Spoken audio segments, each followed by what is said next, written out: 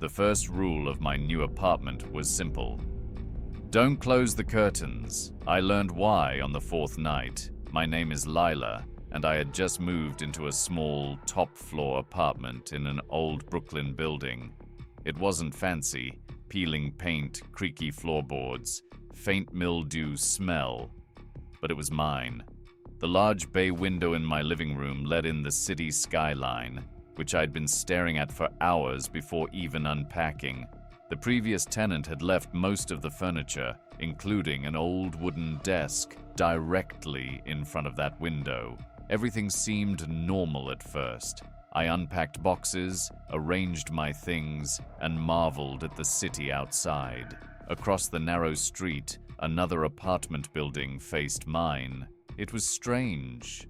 Most windows were dark, empty. I never saw anyone moving around, like a ghost town. The first time I noticed her, it was late evening. I was pouring coffee at the kitchen counter when I glanced up and saw a shadow in her window across the street. A woman, thin, pale, unmoving, standing perfectly still. She wasn't waving, blinking, or moving at all, just staring. I froze, coffee dripping onto the counter, blinked. She was gone. I told myself it was nothing, perhaps a late-night neighbor, but something about her posture, the tilt of her head, the deliberate stillness, didn't feel casual. It felt intentional. The next night I tested my nerves. Tea, notebook, flashlight. I sat by the window for hours, staring at her apartment. She didn't appear. I laughed quietly. Maybe I was imagining things. Then, at midnight, she appeared. Standing again, hands clasped in front, eyes fixed on me. I slowly picked up my pen. She flinched slightly like I'd been caught. I laughed nervously. "Just a neighbor," I whispered. "Just a neighbor." I went to bed, curtains half open. The third night, it escalated. I poured coffee and returned to my desk. Pen in hand, I froze. Her hand, across the street, pressed against her window, mirrored mine. My coffee mug trembled in my grip. She smiled, slowly, unnaturally, then disappeared. Sleep didn't come. Every creak, hum, flicker of streetlight sounded, amplified, threatening. By the fourth night, I had a plan. If she was watching me this closely, I had to know why. I grabbed my jacket, phone, flashlight, and a small pocket knife, moving cautiously across the street to her building. The streets were empty, silent. I reached her floor. Her apartment door was slightly ajar. Dim light flickered. I peeked inside. Empty. Only a chair by the window and hundreds of scraps of paper on the floor. Drawings of my apartment, arrows pointing at my window, notes about my routines. I backed away slowly. Flashlight flickered. When it came back, she was at the window again, standing, staring, smiling impossibly wide. She raised a hand in a slow wave. My stomach dropped. I ran back to my apartment, slamming the door, double locking. That night, I stayed in bed, eyes wide open. Every noise, the hum of the fridge, distant sirens, tick of my wall clock, felt like a threat. Then came the next layer of terror. I woke at 2 a.m. thirsty and grabbed a coffee mug from the counter. Pen in hand to jot down notes about the moving-in checklist I hadn't finished. And froze. Another hand, pale, cold, was now on the mug.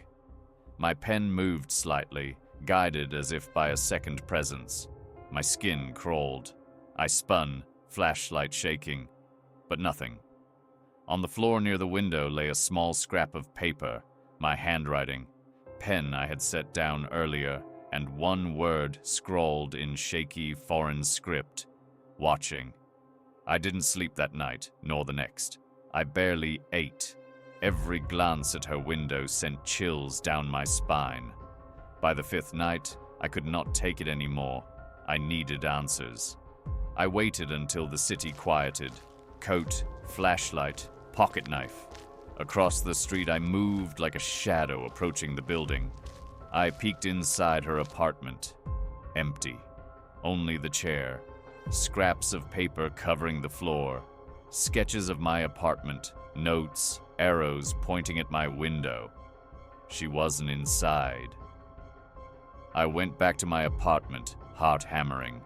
But that night, more happened. I woke to scratching sounds on my window. Someone or something tapping, clawing, trying to get in. My heart pounded. I peeked through the blinds. Nothing. Minutes later, a tap on my shoulder. I spun. No one. A whisper in my ear. "Why do you watch me?" I stumbled backward.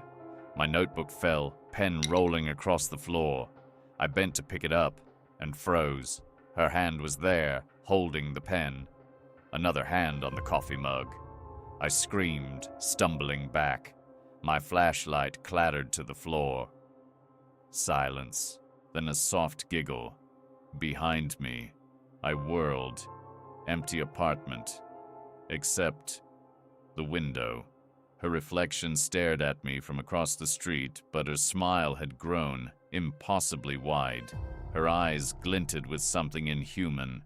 I left the apartment the next morning, packed everything frantically, barely sleeping, calling a friend to help move. Boxes in my arms, I could feel eyes on me, shadows in the street, reflections in glass, a whisper that followed me down the stairwell. See you soon. Weeks later, I thought I was safe. I moved into a quieter building uptown, windows secured, locks reinforced, curtains drawn tightly. But the nightmares didn't stop. I dreamt of her every night, standing outside my new window, hand pressed against the glass, whispering, smiling. Then it got worse. One night, around 1 a.m., I woke to a cold gust of wind in my room. My curtains were open. I hadn't touched them. Across the street, her figure appeared, standing on the ledge, smiling, staring. My heart stopped. Suddenly, a noise behind me, something heavy scraping across the floor. My apartment door creaked open. I grabbed my phone, hands shaking, and the flashlight fell from my grip. In the dim light, I saw her, taller now, unnaturally thin, her face twisted, her eyes hollow. She whispered my name. I ran, out into the hallway, but the stairwell was endless, stretching impossibly far. Shadows followed me. Her voice echoed, mocking, closer and closer. I reached the street, or thought I did. But across the street, it wasn't my new building. It was the old apartment, the one I had fled. Her window glowed. She was standing there waiting, smiling. I realized then, she wasn't a neighbor. She wasn't human. She was the building, the windows, the reflections, the city, always watching. And now, I was trapped. I screamed into the night. She smiled wider. And then, silence. The next morning, the building stood quiet, empty, for sale, no trace of me, no signs of struggle. The new tenants moved in, blissfully unaware. Across the street, the other building's windows remained dark, until night fell and one window flickered to life. A thin, pale figure stared out, smiling, waiting. The first rule is simple: don't close the curtains. But I learned too late.